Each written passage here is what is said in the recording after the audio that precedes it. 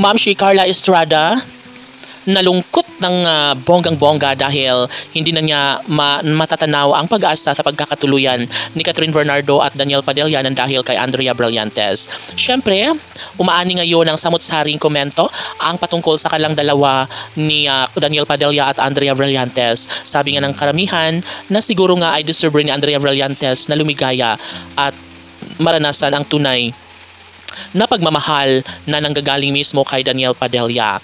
Tila isang palay ang nag-iisang Andrea Brillantes na nilalapitan ng isang lalaking naghahanap ng tunay na pag-ibig. Siyempre, marami ang nagtatanong kung may kakulangan ba si Catherine Bernardo sa kanilang pagmamahalan ni Daniel Padilla. At yun nga, ang tanging kasagutan, no? Sabi nga ni Ma'am si Carla Estrada na talagang hindi niya akalain na mangyayari ang mga bagay-bagay na ito.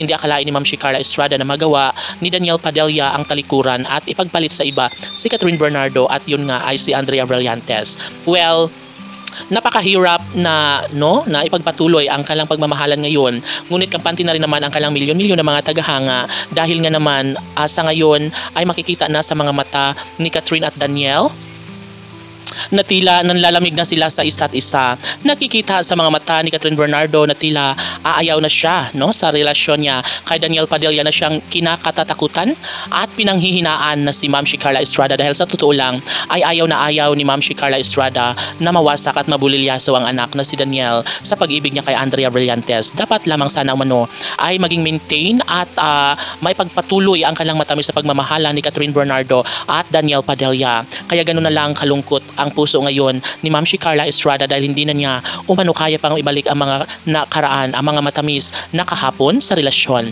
ni Daniel Padilla at Catherine Bernardo.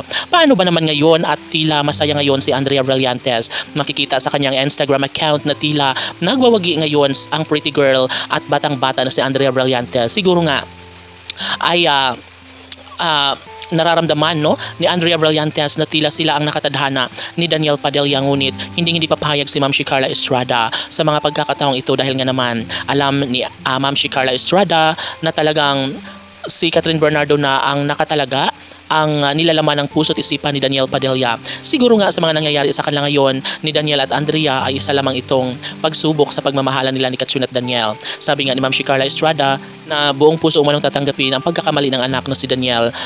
At nais lamang ni Ma'am si Carla Estrada na sana'y mapatawad naman ni Catherine Bernardo kung ano man ang mga pagkakamali ng anak na si DJ.